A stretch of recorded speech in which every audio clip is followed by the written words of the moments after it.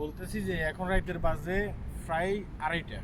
হ্যাঁ, এখন কথাটা হচ্ছে যে এই যে রাইতের 2:30 বাজে আমি কেন এখন ভিডিওটি করতেছি, ভিডিওটি এই কারণে করতেছি, আমার এক বন্ধুর বাসায় গেছি আর কি। আমি তো আসার সময় আর গ্রাফ পাইনি। গ্রাফ 12টা পর্যন্ত গ্রাফ থাকে, পর বন্ধ হয়ে যায়। যারা মানুষের কুয়ালালামপুরে থাকেন আপনারা সকলে জানেন, ওই যে কুয়ালালামপুর টুইন টাওয়ার দেখছেন। তো আমার মূল কথাটা হচ্ছে যে গ্রাফ বন্ধ হয়ে যাওয়ার পরে আমি হাঁটি হাঁটি আসতেছি, এবং কি যিনি এখন আমার ক্যামেরাটা ধরছেন তিনি, আমরা দুইজন হাঁটি হাঁটি আইতেছি। তো হাঁটি হাঁটি আসার সময় পুলিশ আমাদেরকে ধরছে দুই জায়গায়, ঠিক আছে। পুলিশ আমাদেরকে দুই জায়গায় ধরছে, আমাদের পাসপোর্ট দেখছে, পাসপোর্ট দেখার পর আমাদেরকে ছেড়ে দিছে। শুধু জিজ্ঞাসা করছে তোমাদের পাসপোর্ট আছে কিনা, এটাও জিজ্ঞাসাবাদ করে না যে তুমি কোথায় গেছো, একবারও জিজ্ঞাসাবাদ করে নাই। তুমি কোত্থেকে আসতেছো, এত রাতে তুমি হাঁটতেছো কেন, তুমি একজন প্রবাসী, জিজ্ঞাসাবাদ করে নাই।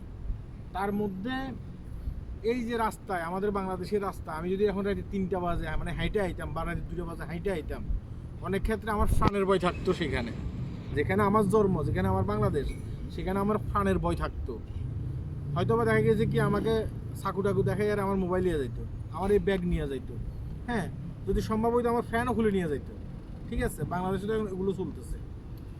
বিদেশের মাটি, যেখানে আমার জন্ম না, যেখানে আমার দেশ না, আমার দেশ থেকে 1000 মাইল দূরে, আমি এখানে এসে আমি নিজেকে নিরাপদ বোধ করতেছি। আমি রাতে এখন কয়টা বাজে, 2:30 বাজে মনে হয় যে 2:30। আমি 2:30 বাজে এখানে আসছি।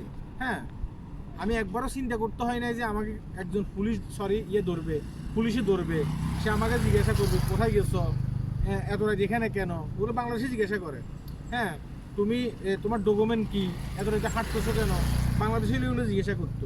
তার মধ্যে চোর ডাকাইতের ভয়, অথচ এত দূরে এসে আমি নিজেকে নিরাপদ বোধ করতেছি। আমি এগুলার হস্তন মুখোমুখি হইনি, এবং কি ভবিষ্যতেও কখনো হমু না। যারা অবৈধ আছে সেগুলো বিষয়টা আলাদা। তাহলে আমার বাংলাদেশ কেন আমাকে নিরাপত্তা দিতে পারে না? আমার প্রশ্ন হচ্ছে এটা। এই যে পুলিশের গাড়ি একটা গেছে, আপনারা দেখতেছেন এখান দিয়ে পুলিশের গাড়ি একটা একটু হয়ে গেছে। হ্যাঁ, সেই ইচ্ছা করলে সে নিয়ে দাঁড়াইতে পারতো, সে দাঁড়াই আর আমাদের জিজ্ঞাসা করতো তোমরা এখানে কি করতেছো, কিন্তু সে জিজ্ঞাসা করেনি, সে চলে গেছে।